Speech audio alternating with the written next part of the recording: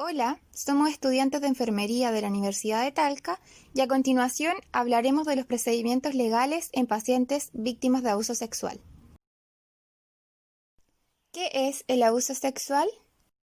El abuso sexual a niños, niñas y adolescentes es un tipo de maltrato que es considerado una grave vulneración de sus derechos. Puede ocurrir con o sin contacto físico, mediante conductas que van desde provocaciones verbales hasta violencia con penetración anal, vaginal o bucal. Modo de actuar según norma general técnica para la atención de víctimas de abuso sexual. 1. Primera respuesta. Consiste en acciones entregadas por el equipo de salud a la víctima destinadas a la interrupción de la violencia sexual y establecer condiciones seguras y de protección para ésta, con el fin de dar inicio a la recuperación de los efectos adversos de la agresión. Las medidas de protección incluyen la denuncia, solicitar al Tribunal de Familia que considere el ingreso de la víctima a un sistema de protección, sugerir que algún adulto de la familia se haga cargo temporalmente, considerar la hospitalización en un servicio de pediatría si es necesario. ¿Cuándo se activa la primera respuesta? Cuando él o la integrante del equipo de salud detecta hallazgos, signos y síntomas de violencia sexual al examinar a una persona casual o intencionado. Durante la atención de salud se produce el relato espontáneo por parte de la víctima o su adulto responsable o acompañante. Cuando otro integrante del equipo de salud ha detectado una situación de violencia sexual y ha derivado a la persona a otro profesional o técnico. Por tratarse de un delito, en caso de que no exista denuncia previa, se deberá comunicar de forma clara y sencilla la obligación por parte del equipo de salud de realizar la denuncia cuando se trate de menores de edad.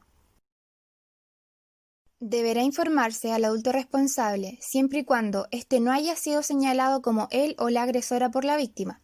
Si el equipo de salud tiene sospechas de que éste puede ser él o la agresora, deberá tomar medidas para garantizar la detección de la violencia sexual y la protección de las víctimas. En las situaciones en que está comprometida la integridad física, psíquica y o la vida de la víctima, las medidas de urgencia que se pueden adoptar prioritariamente son hospitalización inmediata si se evalúa necesario, denunciar, solicitar la protección legal de la víctima. En la situación en que la víctima deba ser llevada a otro lugar de atención de salud, ésta concurrirá acompañado o acompañada por un funcionario o funcionaria que se haga responsable de su traslado e integridad.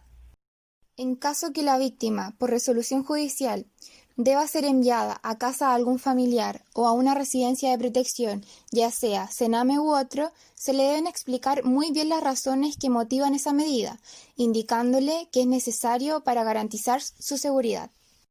2. La denuncia. Es un acto jurídico que consiste en poner en conocimiento de un posible delito a la autoridad correspondiente. Puede interponerse la denuncia ante el funcionario de Carabineros, PDI o del Servicio Médico Legal.